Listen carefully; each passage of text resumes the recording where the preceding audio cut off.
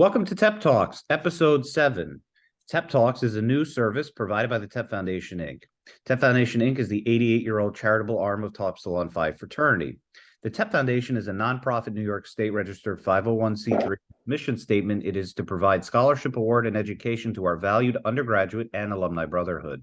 TEP Talks are used as a platform to educate, promote, and explore the accomplishment of Tau Epsilon Phi Fraternity's most distinguished alumni. That said, our seventh guest is Charles Cumello. Charlie, how are you? I'm good, Jason. How are you? I'm good. I'm glad you're able to participate on the show. So we're going to start off very simply talking about your background, where you grew up, and what did you study? Okay, well, I was born in Jersey City, but moved to Flushing, New York when I was about 12 years old. I went to Hunter College in the Bronx at that time, which is now at Herbert Lehman College, and I got a BS in accounting from there. And what year did you join TEP? And could you tell us what the chapter designation was? Yes, Hunter College was Epsilon Mu Chapter, and I joined in my sophomore year, which was 1963. And can you tell us why you wanted to join TEP, and what about TEP stood out to you as opposed to other fraternities on the campus? Hunter College then was a community school. So coming from Queens, there I didn't know anybody in college at all, and I met a couple of guys from TEP, and I just liked the guys. I mean, they were friendly. When they rushed me, it was a good rush. I liked the fact that it was a multicultural fraternity, where most of the fraternities in Hunter were not at that time. So I felt comfortable there, and I felt very comfortable with the guys. And could you think of some fond memories you had during your time as an undergraduate? Well, yeah, I can think of a number of them. My wife would say my best memory was playing hearts every day in the cafeteria with the guys. Okay, the card game. The card game, around the TEP table. I think the Valentine Street house, which was really a loft over a club, which was a very big L-shaped loft, and we had lots of fun there.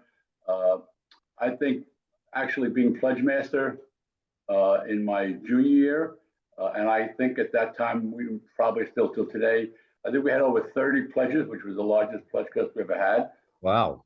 And that was fun. That was exciting. I mean, we had a lot of good guys who were joining TEP at that point in time, and it really made our chapter what it was. And I guess just being with the guys, it was fun. Hell Night was okay. I have to say that my big brother slipped me money on Hell Night when they were taking us upstate New York and dropping us off. I will give you his name. Okay. But I had a great years there with my TEP brothers. Now, did you have any interaction with any of the other chapters in the area? So my dad was also a TEP, and he went to NYU Uptown in the Bronx. It was Epsilon Gamma Chapter, and NYU Downtown was Gamma Chapter. Did you ever interact with any of them? No, I mean, I had a couple of friends that were at AE Pi at Hunter, that my personal friends that I met, through my classroom work, but that's about it. Great. And so after you graduated and you went into the workforce, what was your professional career? What did you do professionally? Well, I graduated with a BS in accounting degree from Hunter. My first couple of jobs was I would say mid-level management in finance. I was in American Airlines for 3 years in their management training program, and then was a supervisor in one of their revenue departments. Ultimately, after some time, I worked for the Melville Group, which was Tom McCann Shoes, Miles Shoes, Chess King, and Foxmore, and I was the controller of Miles Shoes that time. And then I moved from there to Walden Books as their controller, and that was down in Stamford, Connecticut. And after about 6 months, they fired the CFO, and I became the CFO of Walden Books. I was CFO for about 11 to 12 years. Pretty good timing. Yeah. At the time, I didn't know that this guy was on the ropes, but they were waiting us to bring somebody in to make the decision. So I was the CFO at Walden for many, many years while we were growing rapidly. And then Kmart bought us, and I then became the president of what the Readers Market Group, and what that was a division within Walden Books that was responsible for taking over all of the book departments in all 2,000 Kmarts. Wow. And so that was an interesting process work because you're working within Kmart, which didn't know us from a hole in the wall. And we were a very little department in a very big store, but we made progress, and we were putting, if you will, in some of the largest stores, actually employees of ours in there to help the customers. And we were servicing all the other Kmarts as if they were outlets of ours. Wow. And I did that for about almost 3 years. And then the current president of Walden retired, and I became CEO of Walden Books. And how long were you the CEO at Walden? About 3 years. And can you tell everybody the size of Walden? Was it a small company or was it a big company? No, it was at the time I was CEO. It was over $1 billion corporation with over 1,100 stores nationwide. Very small. Very small, yes. Okay. And what were the things that you found most exciting during your time as the CEO of Walden Books? And then could you also think about what was challenging at those times? Oh, sure. Well, I think what was exciting was, and I really have to give credit to my predecessors. I worked under Harry Hoffman for many years at Walden Books. And, I was a finance guy, an accountant by background, and he taught me to take risks. And everything couldn't be by the book, and you had to go out a little bit on a limb to get things done and to make things happen in the world. And I credit him for that because it really did change me and set me up to be, I think, a pretty decent CEO. But when I took over at Walden Books, we were actually having some problems. We had overexpanded into 3 or 4 smaller divisions, which weren't making any money.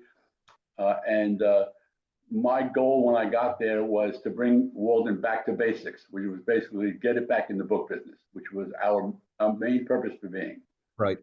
And so we made some changes. We got rid of some of these smaller divisions that were not producing any income, and turned Walden Books profit around.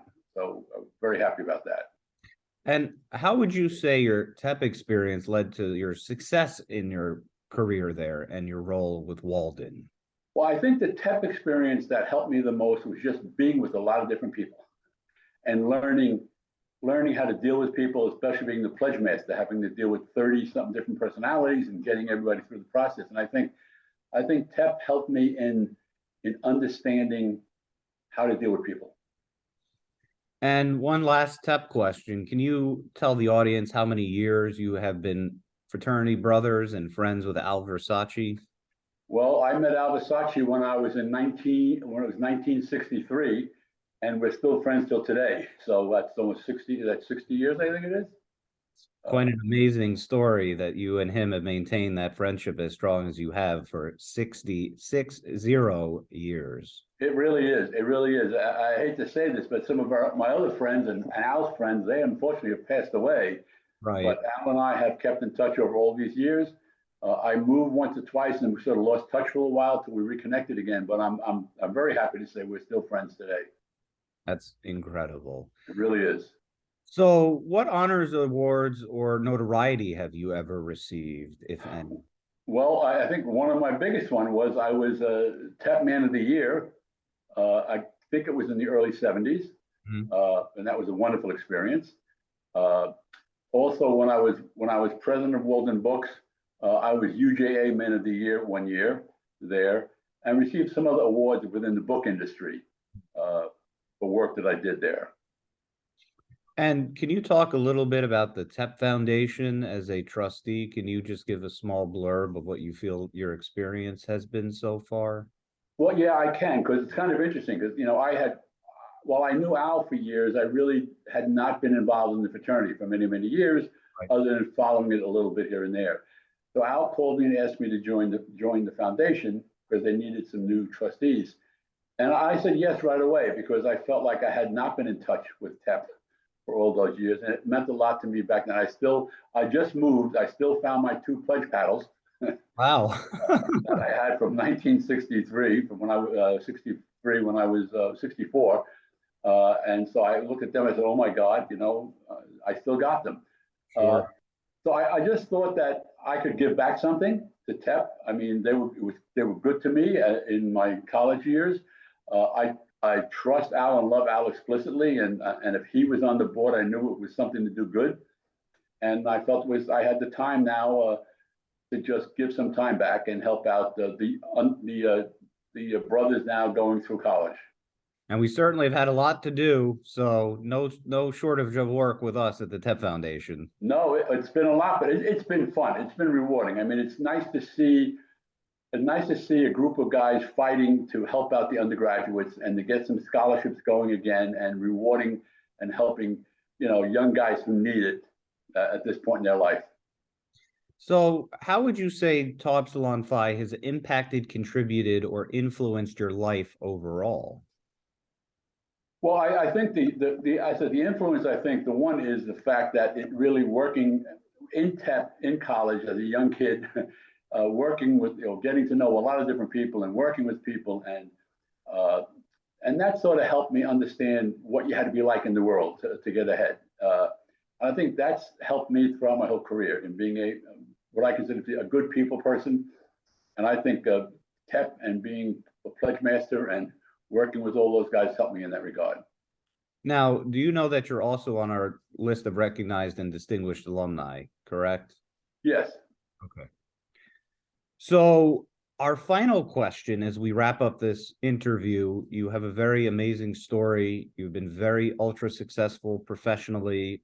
We have enjoyed your participation at the foundation, your company, and everything that you've brought to the table and everything we'll continue to do together. So our final question is, as a distinguished alumni of Tau Epsilon Phi, what is your message to our brotherhood? Well, I think the message to the brotherhood is that you will make friends as an undergraduate in TEP that you will have for years and years to come. And you will make business acquaintances, which will help you later in life. And I think that that's the biggest thing that I think that TEP can bring to undergraduates is friendships, understanding, and contacts for future work. Well, that's an amazing message to end on. And like I said, again, thank you so much for participating. It was a real honor and a pleasure. If you are or know of any alumni who would also like to participate in our podcast, please send an email to president@thetepfoundation.org. We want to highlight your accomplishments both within and outside of the organization. You can also find more information about the TEP Foundation by going on the web, www.tep.org/foundation. You may also follow us on social media by subscribing to our YouTube channel, following us on Instagram, and adding our Facebook page. Once again, thank you to Charlie Cumello. It's been a real honor and a privilege and a pleasure. Thank you so much for participating. Well, Jason, thank you. Thank you for having me on the podcast. I appreciate it. And to all my TEP brothers, love and good luck in the future.